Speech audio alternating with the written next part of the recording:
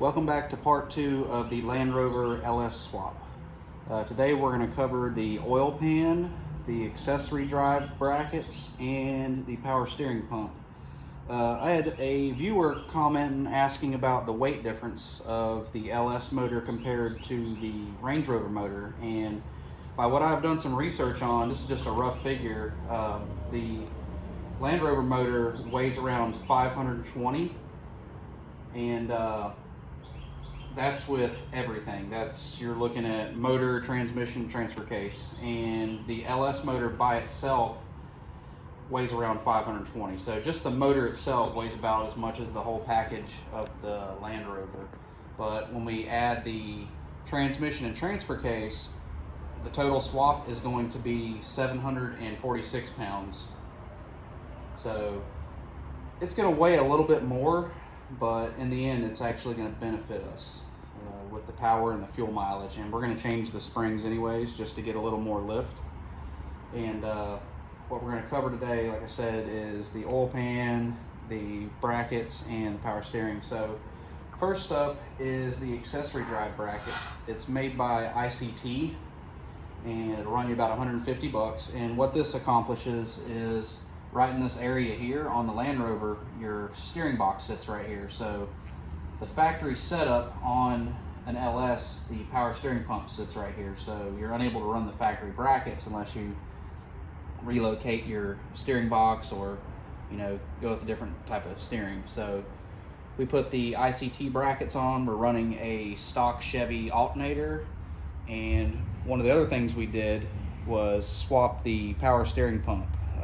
They tell you to run an LS style power steering pump, but we found one for a V6 Camaro, which is basically the same style. One issue that we're having, which we're gonna have to adjust, if you look at the belt alignment, the belt actually sets out a little bit farther, so we're gonna have to adjust the pulley depth just to keep everything in line. But other than that, another good benefit is the fact that it has an external reservoir. So this right here will maintain the factory reservoir, which will allow for more fluid capacity, and I think it'll look a little cleaner that way instead of having a big bulky reservoir on top of it. And another note is this bracket kit does not come with a belt. They don't even give you any instruction on what size belt to run, but with this setup I'm running a K060730 belt from O'Reilly's, which I have the box right here. That is the belt you run with this pulley setup. And then onto our oil pan. This is a Total Street Performance oil pan off of eBay. It cost about 250, 260 bucks. The problem with the factory oil pan is from here down, from the mounting surface down, is close to 9 inches. So on a Range Rover, the tie rod sits behind the axle, so you're gonna run into problems with the oil pan clearing right here on your tie rod. So we went with the Total Performance pan and saved us almost 3 inches of clearance. One note is I ordered a satin pan and they ended up shipping me the polished aluminum pan, which I was hoping not to get, but of course you can't expect a whole lot from an eBay pan. But overall I'm pretty happy with the quality of it. It's you get what you pay for, but I think it'll work out fine. Just not too crazy over the polished look.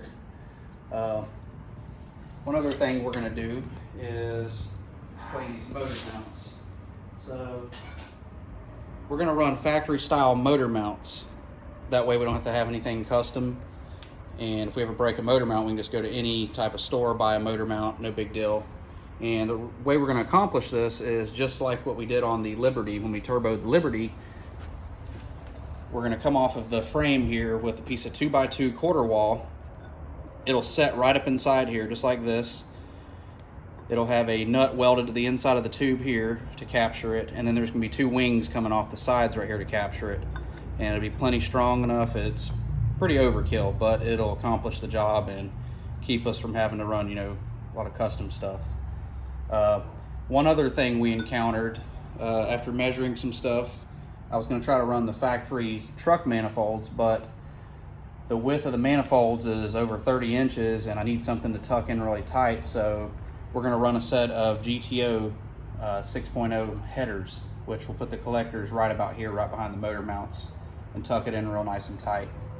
So other than that, that's where we're at. We're going to start pulling in the Rover probably in the next day or two. I'll shoot some video of it and we're going to start tearing it down, pulling the motor out of it, and get busy dropping the new one in. But if you have any questions, just feel free to drop them in the comment section below. Hit like and subscribe. See you next time.